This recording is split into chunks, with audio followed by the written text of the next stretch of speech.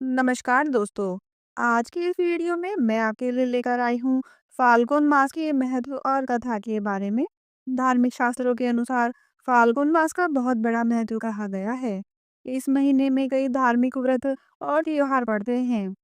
हिंदू पंचांग का अंतिम महीना फाल्गुन मास होता है और इस महीने में दो प्रमुख त्योहार पड़ते हैं जो कि महाशिवरात्रि और होली होते हैं। हिंदू धर्म के अनुसार अनेक देवताओं में से एक चंद्र देवता है। चंद्र के देवता भगवान शिव हैं और शिव जी ने चंद्रमा को अपने सिर पर धारण कर रखा है। अतः पुराणों की माने तो फाल्गुन मास चंद्रदेव की आराधना के लिए सबसे उपयुक्त समय होता है क्योंकि यह चंद्रमा का जन्म माह माना जाता है। फाल्गुन माह में भगवान श्री कृष्ण की आराधना का भी विशेष महत्व है। इस माह में विशेषकर भगवान श्री कृष्ण के 3 स्वरूपों की पूजा करना बहुत ही लाभदायक माना जाता है। इसमें श्री कृष्ण के बाल कृष्ण स्वरूप, युवा रूप के कृष्ण और गुरु कृष्ण की पूजा की जाती है। बाल कृष्ण रूप की पूजा संतान पाने के लिए, युवा स्वरूप कृष्ण का पूजन दाम्पत्य जीवन मधुर बनाने हेतु और गुरु रूप कृष्ण का पूजन मोक्ष और वैराग्य पाने के लिए ही फाल्गुन के महीने में कृष्ण जी का पूजन अवश्य ही सभी को करना चाहिए। माना जाता है कि इस माह के अंतर्गत श्रीमद् भगवत गीता, श्री शिव महापुराण आदि ग्रंथों की कथाओं का श्रवण करना चाहिए। ऐसा करने से हमें बहुत ही पुण्य की प्राप्ति होती है और भगवान श्री कृष्ण एवं बाबा भोलेनाथ की परम आशीर्वाद परम कृपा हम पर बन जाती है।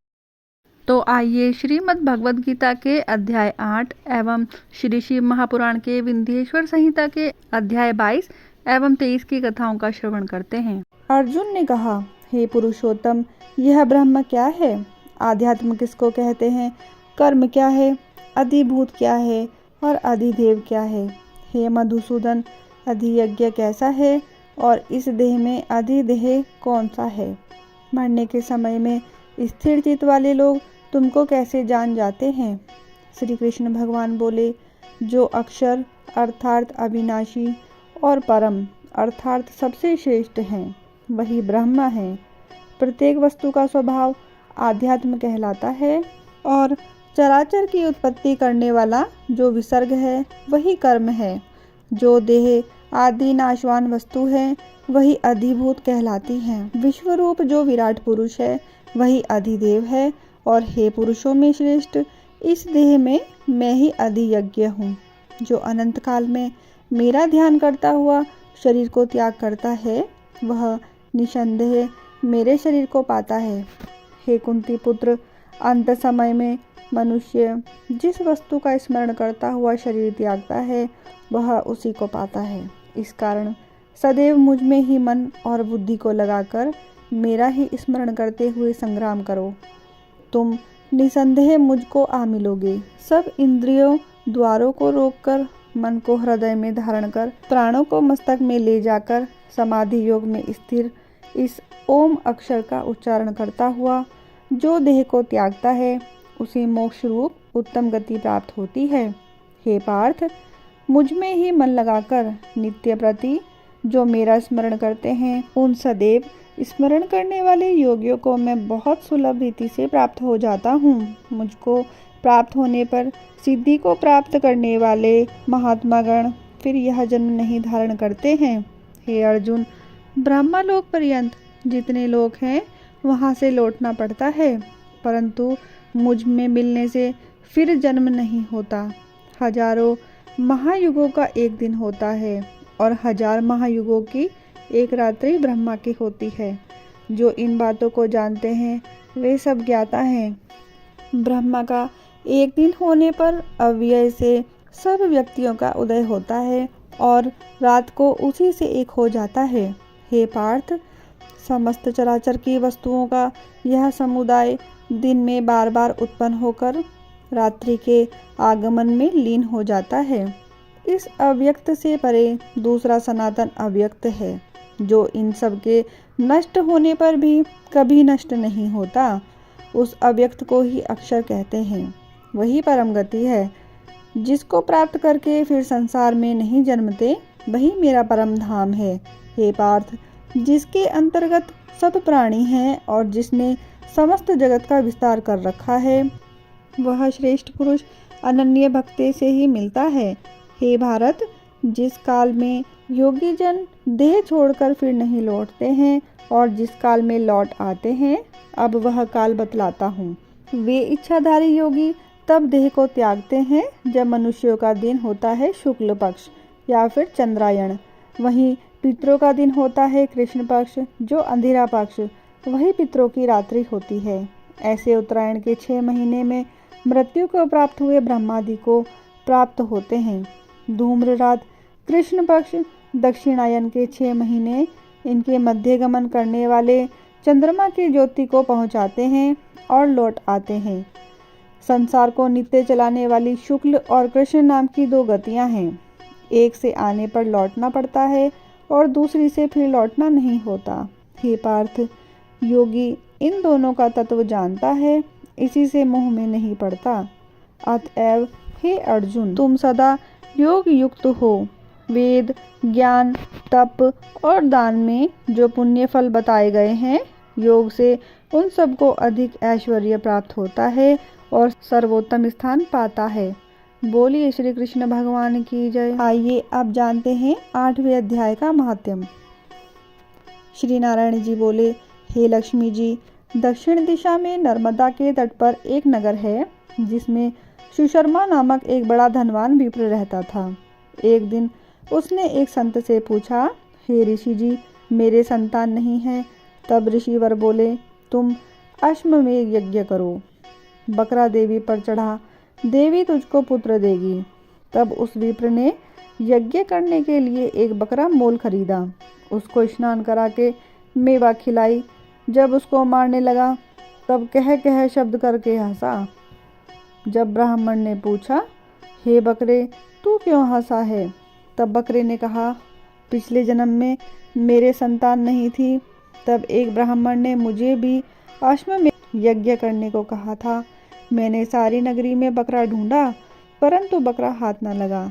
ढूंढते ढूंढते एक बकरी का बच्चा दूध पीता मिला, उस बच्चे समेत बकरी को मोल ले लिया। तब उसको बकरी के स्तन से छुड़ाकर यज्ञ करने लगा। तब बकरी बोली, अरे ब्राह्मण, तू ब्राह्मण नहीं है जो मेरे पुत्र को होम देने लगा है, तू महापापी है। क्या कभी सुना है कि पराये पुत्र को मारने से किसी ने पुत्र पाया है? तू अपनी संतान के लिए मेरे पुत्र को मारता है, तू निर्दयी है, तेरे पुत्र नहीं होगा। वह बकरी बहुत कुछ कहती रही, पर मैंने एक न मानी। तब बकरी ने श्राप दिया कि तेरा गला भी इसी तरह कटेगा।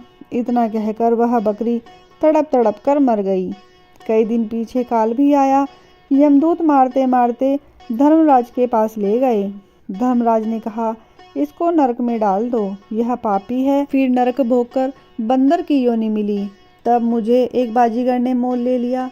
वह मेरे गले में रस्सी बांधकर द्वार द्वार सारे दिन भगाता फिरे, खाने को थोड़ा दिया करे। जब वानर की देह छूटी तो कुत्ते का जन्म पाया।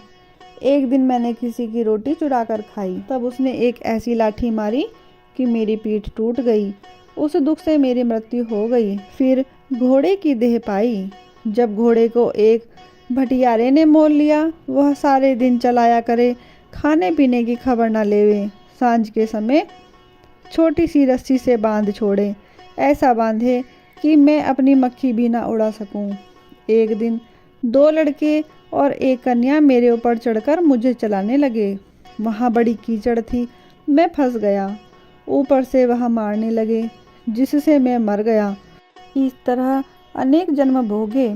अब मैंने बकरी का जन्म पाया है। मैंने जाना था अब मैं सुख पाऊंगा, सो अब तूने मुझे मोल ले लिया है और छुरा मारने लगा है। तब ब्राह्मण ने कहा, अरे बकरे, तुझे भी जान प्यारी है। सुन, अब मैं अपनी आंखों देखी कहता हूँ। कुरुक्षेत्र में चंद्र सुशर्मा राजा स्नान करने आया। उसने ब्राह्मणों से पूछा, ग्रहण में कौन सा दान करूं? उसने कहा, हे राजन, काले पुरुष का दान कर। तब राजा ने काले लोहे का पुरुष बनवाया, नेत्रों में लाल जड़वा, सोने के आभूषण पहना तैयार किया। तब वह काला पुरुष कह कह शब्द करके हंसा।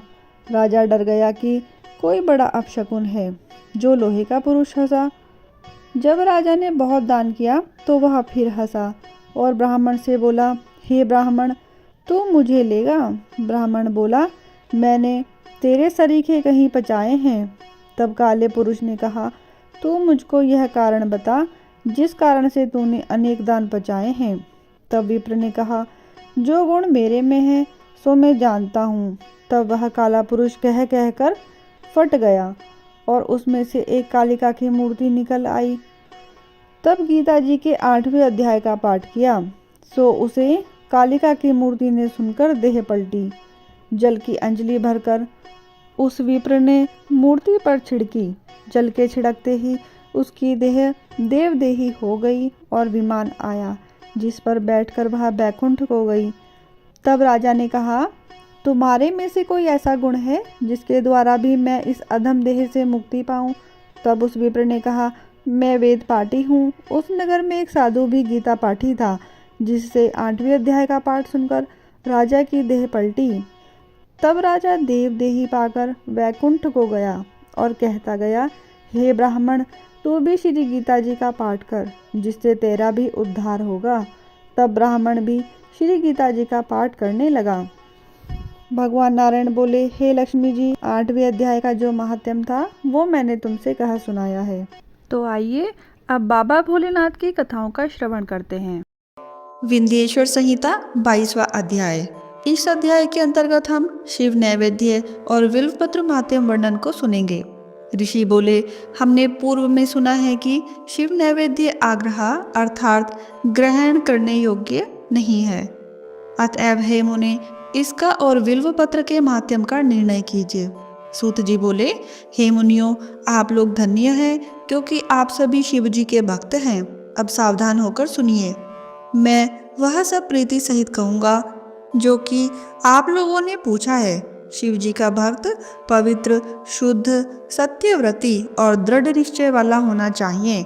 ऐसा भक्त शिव जी का नैवेद्य भक्षण करने में अग्राह भावना को नहीं करता। शिव जी के नैवेद्य को देखकर तो पाप दूर से ही भाग जाते हैं और उसको भक्षण करने पर तो अनेकों पुण्य प्राप्त होते हैं। शिव नैवेद्य का भक्षण करने से तो हजारों और अरबों यज्ञों से बढ़कर शिव सायुज्य की प्राप्ति होती है। जिसके घर में शिव जी के नैवेद्य का प्रचार होता है उसका सारा घर तो पवित्र है ही, साथ ही वह अन्य घरों को भी पवित्र कर देता है। अतएव शिव नैवेद्य को आया हुआ देखकर प्रसन्नता पूर्वक उसे शिरोधार्य कर शिव जी का स्मरण करता हुआ बड़े प्रयत्न से उसे भक्षण करना योग्य है। शिव नैवेद्य को अग्राह्य समझकर उसे ग्रहण करने में जो विलंब करता है उस मनुष्य को पाप लगता है। वह बड़ा पापी है और नरक में जाता है। जो शिव नैवेद्य के ग्रहण की इच्छा नहीं करता, शिव दीक्षा से दीक्षित भक्त को शिव नैवेद्य भक्षण करना बड़ा शुभप्रद है।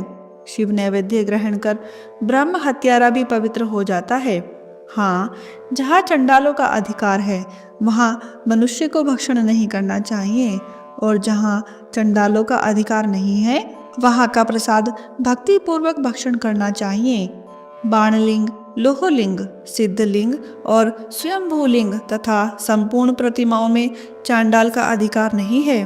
हे मुनीश्वरों, लिंग के ऊपर का द्रव्य अवश्य ही अग्राह्य है, किंतु जो लिंग स्पर्श से अलग है वह पवित्र है। हे मुनियों, यह तो मैंने आप लोगों से शिव नैवेद्य का निर्णय कहा। अब बिल्व पत्र का महात्म्य सुने।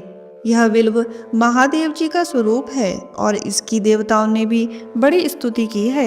इसकी महिमा कठिनता से जानी जाती है। संसार में जितने भी पवित्र और प्रसिद्ध तीर्थ हैं वे सब विल्व मूल में ही निवास करते हैं, क्योंकि विल्व मूल में लिंग रूपी अव्यय महादेव का वास रहता है, और जो पुण्य आत्मा इसकी पूजा करता है वह निश्चय ही शिव जी को प्राप्त होता है। ऐसे विल्व मूल में जो शिव जी को जल चढ़ाता है मानो वह सब तीर्थों में स्नान कर चुका और वह पृथ्वी में पवित्र है। जो मनुष्य विल्व मूल को गंध पुष्प आदि से पूजता है वह शिवलोक को प्राप्त होता है तथा उसे संतान और सुख की वृद्धि भी होती है। जो आदर पूर्वक विल्व मूल में दीपक जलाता है और उसकी शाखाओं को लेकर हाथ में उसके नवीन पत्ते ग्रहण कर बिल्व की पूजा करता है, वह सब पापों से छूट जाता है। तथा जो बिल्व मूल में किसी शिव भक्त को भक्ति पूर्वक भोजन कराता है, उसे एक के भोजन का करोड़ गुना फल होता है। जो बिल्व मूल में दूध घी सहित अन्न किसी शिव भक्त को देता है, वह कभी दरिद्र नहीं होता। हे विप्रो, इस प्रकार का बिल्व पूजन प्रवृत्ति और निवृत्ति दोनों धर्म वालों के लिए उत्तम है। इति श्री शिव महापुराण विंध्येश्वर संहिता का 22वां अध्याय समाप्त। बोलिए बाबा भोलेनाथ की जय, माँ भगवती अम्बा पार्वती की जय। विंध्येश्वर संहिता 23वां अध्याय। इस अध्याय के अंतर्गत हम शिव नाम की महिमा की चर्चा करेंगे। ऋषि बोले, हे महाभाग सूत जी, आपको नमस्कार है। अब आप हमें भस्म की महिमा सुनाइए तथा रुद्राक्ष का महात्म और शिव जी के उत्तम नाम के महात्म भी कहिए, जिसे सुनकर हमारा चित्त प्रसन्न हो। सूत जी बोले, हे ऋषियों, आप लोगों ने बड़ी उत्तम वार्ता पूछी है। आप धन्य, पवित्र और कुल के भूषण हैं, क्योंकि लोक में जिन्हें शिव जी ही परम प्रिय हैं और जिनके साक्षात शिव ही परम देवता हैं, वे धन्य हैं और कृतार्थ हैं। उनका देह धारण करना सुफल है। जो शिव जी की उपासना करते हैं, मानो उन्होंने अपने कुल का उद्धार कर लिया। उसी का मुख पवित्र है। जो शिव शिव कहता हुआ सर्वदा शिव जी को नमस्कार करता रहता है। हे ऋषियों, शिव जी का नाम, विभूति और रुद्राक्ष, ये तीनों महापुण्य स्वरूप त्रिवेणी फल के समान कहे गए हैं। और जो इन तीनों को नित्य अपने शरीर में धारण किए रहता है, उसके दर्शन से पाप दूर हो जाते हैं। उनका दर्शन त्रिवेणी के समान है, इसमें कुछ भी अंतर नहीं है। तथा जो इस प्रकार से नहीं जानता है, वह निसंदेह पापी है। जिसके मस्तक में विभूति नहीं है और अंग में रुद्राक्ष नहीं है तथा जिसके मुख में शिवम की वाणी नहीं है, उसे अधम के समान त्याग देना चाहिए। शिव जी का नाम गंगा, विभूति, यमुना तथा रुद्राक्ष पापनाशनी सरस्वती है। और जिसके शरीर में ये तीनों हैं, ऐसे भक्त के दर्शन से त्रिवेणी के स्नान के समान फल प्राप्त होता है। जब जगत के हितकारी श्री ब्रह्मा जी ने इसकी तुलना की, तो ये तीनों समान सिद्ध हुए। अतएव पंडितों को सदा विभूति धारण करनी चाहिए। उसी दिन से ब्रह्मा आदि देवों ने इन तीनों को धारण किया, जिनके दर्शन से पाप नाश हो जाते हैं। हे विप्रो, सत असत के परे श्री महेश्वर के बिना इस ब्रह्मांड में तो क्या संपूर्णता है, जिससे इन तीनों का महात्म्य जाना जा सके। केवल एक शिव नाम ही ऐसा है, जिसके स्मरण करते ही पापों के पर्वत अनायास ही भस्म हो जाते हैं। इसमें कुछ संदेह नहीं है। हे शौनक, जितने भी पाप मूलक अनेक प्रकार के दुख हैं, वे केवल एक शिव जी के ही नाम से नष्ट होते हैं, अन्य किसी से नहीं। वही वैदिक, वही पुण्यात्मा, वही पंडित और वही धन्य है। जो मनुष्य इस पृथ्वी पर शिव जी के नाम जप से आसक्त रहता है, हे मुनि, जिनको शिव जी के नाम जप में विश्वास होता है, वे दिन रात उसी में लगे रहते हैं। क्योंकि शिव नाम से जितने पातक नष्ट होते हैं, संसार में मनुष्य उतने ही पाप नहीं कर सकता। शिव नाम रूपी नौका को पाकर मनुष्य संसार रूपी सागर से तर जाता है। ब्रह्म हत्या आदि अनंत पापों की राशि शिव नाम के लेते ही शीघ्र नष्ट हो जाती है। जो पाप रूपी अग्नि से पीड़ित हुए हों, उन्हें शिव नाम रूप अमृत का पान करना चाहिए, क्योंकि पाप रूप दावाग्नि से तप्त हुए को उसके बिना शांति नहीं प्राप्त होती। हे मुनीश्वर, जिसकी शिव नाम में अखंडित भक्ति है, उसको मोक्ष सुलभ है, अन्य को नहीं, ऐसा मेरा विश्वास है। हे मुनीश्वरों, बहुत कहने से क्या लाभ। मैं एक ही श्लोक में कहता हूँ कि श्री शिव नाम की महिमा संपूर्ण पाप को हरण करने वाली है। शिव नाम के प्रभाव से मनुष्य उत्तम संगति को पाता है। पूर्व काल में इंद्रदुम्न नाम का एक बड़ा पापी राजा था, जिसे शिव नाम के प्रभाव से उत्तम गति प्राप्त हुई थी। हे द्विज श्रेष्ठो, यह मैंने तुमसे शिव नाम की महिमा कही। अब आप उस संपूर्ण पवित्रों का भी पवित्र भस्म महात्म्य सुने। इति श्री शिव महापुराण विंध्येश्वर संहिता का 23वां अध्याय समाप्त। बोलिए मेरे बाबा महादेव भगवान शिव की जय, माँ भगवती अम्बा पार्वती की जय। आशा करती हूँ कि बाबा भोलेनाथ की इस महिमा का गुणगान आप सभी के लिए बहुत लाभदायी सिद्ध होगा। अगर आपको मेरी यह वीडियो पसंद आती है तो आप इसको लाइक करें, शेयर करें और मेरे चैनल को सब्सक्राइब करना ना भूलें। धन्यवाद।